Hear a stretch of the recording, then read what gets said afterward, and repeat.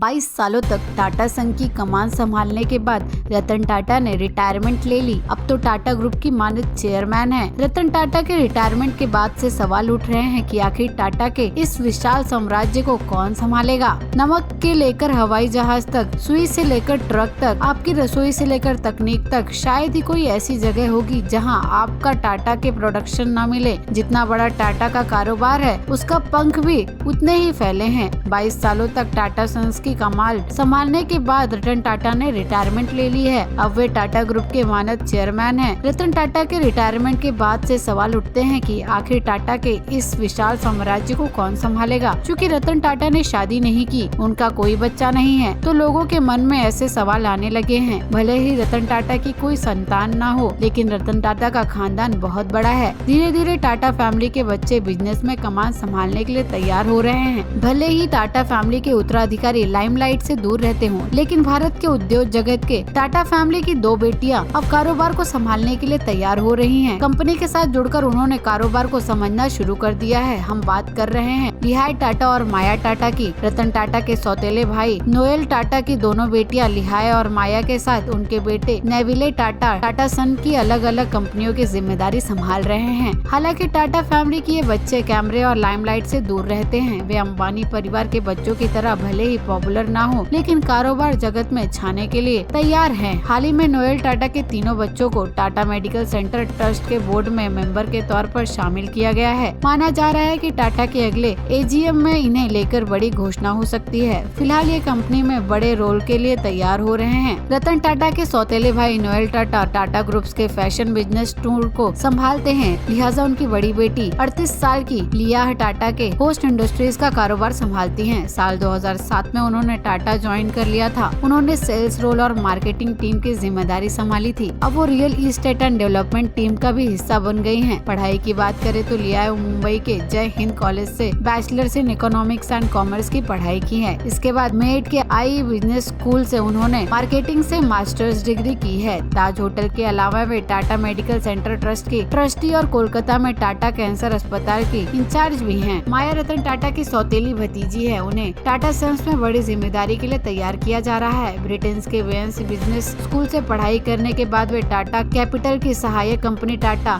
Opportunities fund से जुड़ गई हैं। हालांकि टाटा अपॉर्चुनिटीज फंड के अचानक बंद होने से माया को बड़ा झटका लगा है। उनके करियर में अनएक्सपेक्टेड मोड़ आया है। उन्होंने टाटा डिजिटल्स का रुख किया, जहां उनकी जिम्मेदारी डिजिटल क्षेत्र में संभावनाएं तलाशने पे है। चंद्रशेखर के नेतृत्व में टाटा डिजिटल सर्विस के लिए 1000 करोड़ रुपए की रकम आवंटित की गई है। इसके तहत टाटा न्यूज ऐप को लॉन्च किया गया। हालांकि टाटा के इस ऐप को वैसा सफलता नहीं मिली है जैसी उन्होंने सोची थी। हालांकि माया ने रतन टाटा के साथ रहकर बिजनेस के गुण सीखे हैं। टाटा फैमिली को उनसे काफी उम्मीदें हैं। नोएल टाटा के इकलौते बेटे नेविल टाटा का रिटेल कारोबार पर फोकस है। बेयस बिजनेस स्कूल से ग्रेजुएट नेविल टाटा के retail brand trend high market private limited में प्रमुख है। यह कंपनी टाटा के अलग अलग रिटेल ब्रांड जैसे वेबसाइट और स्टार मार्केटिंग को मैनेज करती है।